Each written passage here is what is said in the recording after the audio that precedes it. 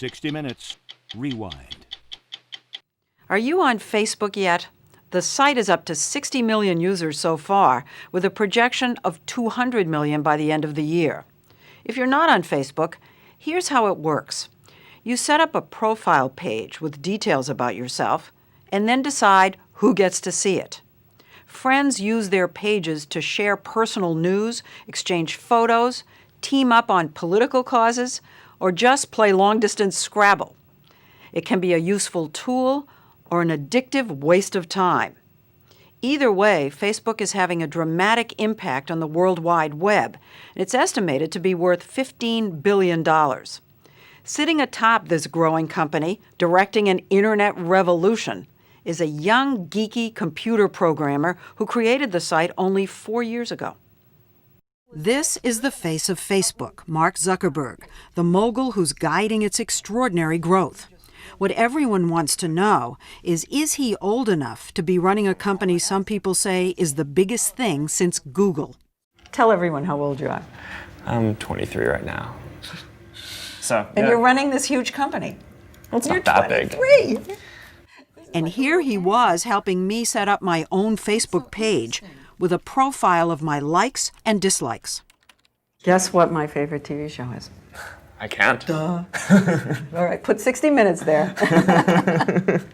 Next, we added my friends, family. That's my son-in-law, old classmates. Within a few minutes, I got a friend request. Here's a guy I haven't talked to in 2 years, and I'm so thrilled to hear from him. Mark. This is why so many find the site addictive. In a world with no cell phone or email directories, Facebook has become a way to find lost friends. Right. I mean, it used to be the case, like, you'd switch jobs, and then maybe you wouldn't keep in touch with all the people that you knew from that old job, just because it was too hard. But one of the things that Facebook does is it makes it really easy to just stay in touch with all these people. Of course, if someone tries to friend you, you can ignore them.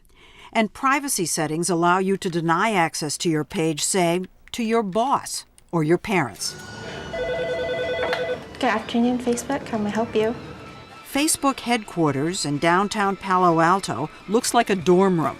The 400 employees who get free food and laundry show up late, stay late, and party really late.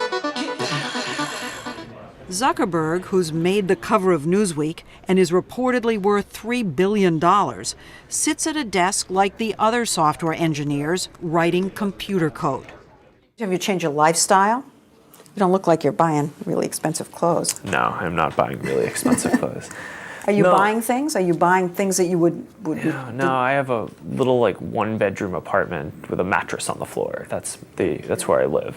It's almost like a Disney movie. Right. 23-year-old kid takes over a Right. major company. Right. Kara Swisher, who used to write about Silicon Valley for the Wall Street Journal and now has a blog, All Things Digital, has called him the toddler CEO. What do you think it's done to him as a person to be 23 years old? I think it's hard. I think when all of a sudden you're the smartest person in the world and you're the meal ticket for everybody, and this is the big hit. This is the new Google at this point. And so Mark is under a lot of pressure because everybody wants something from him. Like the founders of Google, Larry Page and Sergey Brin, Mark Zuckerberg is looked up to in Silicon Valley as a visionary. You seem to be replacing Larry and Sergey as the people out here who everyone's talking about. You're just staring at me. Is that a question? Yeah. We were warned that he can be awkward and reluctant to talk about himself. So we turned for help to his Facebook page, which says he's a Harvard alum. You're not a Harvard alum. That's true. We don't have a setting for dropout, so... He dropped out of Harvard in 2004, where he was intending to study psychology. His mom is a psychiatrist. Here she is on Facebook. His dad's a dentist. Mark was a computer whiz early on, writing software in 6th grade.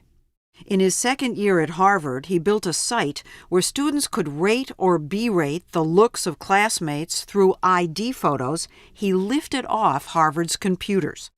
You got into deep trouble from this little prank. Yeah. Well, Harvard was just not happy that I was using their images and... Yeah, well, they said you hacked. Mm-hmm. Did they punish you? Yeah, it was put on some sort of, I don't know, what do you call it? Probation? Sure. Soon thereafter, he and his two roommates created an online version of the Harvard Student Directory where kids could message each other. They called it the Facebook and launched it from their dorm room. Within 4 months, they had expanded to 40 colleges and over the summer moved to Palo Alto. But Mark had done code writing for some upperclassmen with a similar idea, and they have filed a lawsuit. 3 Harvard students are suing you, claiming that you stole their idea for Facebook. Well, I mean, we know that we didn't steal any ideas or code, so we're just kind of waiting until that comes out in court. In the lawsuit, they claim that you were duplicitous. Are you worried about it? No, I don't really spend a whole lot of my time worrying about that. I mean, we have lawyers at the company who deal with that stuff, and it's not a huge concern. I mean, probably about half my time is spent on business operation type stuff. Despite his young age, Zuckerberg seems to have made one savvy business decision after the next. He expanded access to Facebook from college students to high schoolers, then in 2006 to adults, his fastest growing demographic. Now he's inviting everyone on the site to create new software and pocket the profits themselves. It's a way to keep the next big thing on Facebook. New programs emerge daily, like Facebook Scrabble. I actually have a couple games going on now with my grandparents. So they got on Facebook and we started playing Scrabble together. So Facebook is changing the way we communicate with our friends and with our grandparents. It's also changing politics. Every major candidate has a page. Zuckerberg says there seem to be more Republicans on the site than Democrats. And among them, Barack Obama, with his young person's following, is hugely popular. Hillary Clinton is hugely unpopular. You know, it used to be first you went on Face the Nation if you were a candidate. Then, well, no, you went on Letterman. Now it seems the candidates have to be on Facebook. Are you changing the way candidates are running for president? Well, I think because politicians can communicate with tens of thousands of people at the same time, it's pretty effective for them in campaigning. Facebook is growing so quickly, there's talk of it becoming a giant slayer. Is Facebook a challenge to Google? I think they are. Charlene Lee, an analyst at Forrester Research, a technology consulting company, says Facebook is a threat to Google because it could become the first site people go to search. Say you want information about a family vacation in Maui. Lee says when you check Google, you could get a list of almost 200,000 hits. Versus I can go on Facebook. I can go and ask my friends. And people will write back to me, oh, I've done things, and this is what I recommend. And knowing you and your kids, they will really like doing this. So the next time I do something very specific like that, chances are I'll probably go to Facebook. Which is why Yahoo offered to buy Facebook in 2006 for $1 billion in cash. Zuckerberg declined, but then Microsoft swooped in and bought 1.6% of the company for $240 million. That meant that Bill Gates valued Facebook at $15 billion, roughly the same as Ford or CBS. Some analysts say that's wildly unrealistic, since Facebook has yet to figure out how to make money off its huge audience. Is it true that you don't make that much money? I think that's a pretty relative thing. But I mean, as a private company, we just have the advantage of not necessarily having to report to the outside world all of our financials. He may duck the question, but there's no getting around the fact that Facebook needs to find a way to generate revenue. And so Zuckerberg is experimenting with ads, trying to cash in on his users' own recommendations. Say you write on Facebook that you like a certain movie. That's turned into an ad. Or maybe you like a scarf from Bloomingdale's. So this isn't an ad that's going to go to a lot of people. Basically, when you put that information in your profile that you bought a scarf and that you like that scarf, right? That's something that your friends might find interesting, right? So what we do is we might show that information to your friends a little bit more proactively as an ad, right? So it But wouldn't with me in the ad? Yeah, but that would basically be the ad. Okay, but it's almost like an endorsement, like Michael Jordan for Nike. I become the spokesman for that ad. Well, that's what you're doing when you're putting that information in your profile. The real trouble started when they began using a tracking program called Beacon that monitors what you buy on over 40 websites and automatically reports it to your friends without explicit permission. People signed up for Facebook thinking that it was a way to just stay in touch with their friends. And now some of them feel that there's some snooping going on. Is there any concern you're turning Facebook into something much more commercial? I actually think that this makes it less commercial. I mean, what would you rather see? A banner ad from Bloomingdale's or that one of your friends bought a scarf? But when a Facebook user bought his wife a diamond ring online, the surprise was ruined because Beacon notified all his friends and his wife about it on Facebook. With stories like that, criticism of Beacon began to build. But Zuckerberg dug in his heels until he had a full-blown PR disaster on his hands, including petitions and bloggers writing obituaries.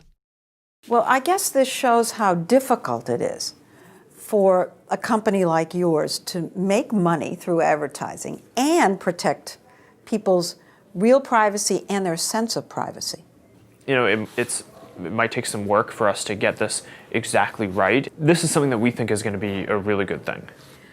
Not a real answer to the privacy question, more like the canned response of a typical business executive. There have to be ads either way because we have to make money. I mean, we have 400 employees and, we have to support all that and make a profit. But 3 big advertisers threatened to pull out, and Zuckerberg was forced to relent.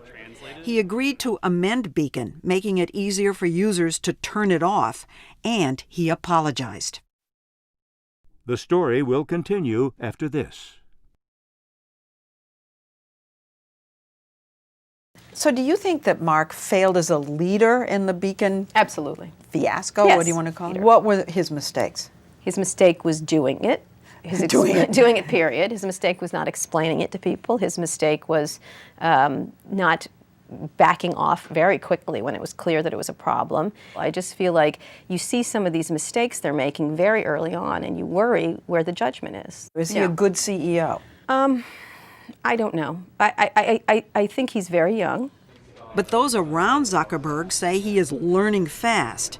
He might still wear a hoodie and no socks, but he's becoming a suit as he ponders whether to take his company public this year. This would be a good place to announce that. I think what I can announce is that it is highly unlikely that we will go public in 2008. When going public makes sense to do, we'll do that, and maybe that's 2 years out, maybe it's 3 years out. Do you think that your age is an asset or a liability? I mean, there's probably a little bit of both, right? I mean, there are definitely elements of experience and stuff that someone who's my age wouldn't have, but there are also things that I can do that other people wouldn't necessarily be able to.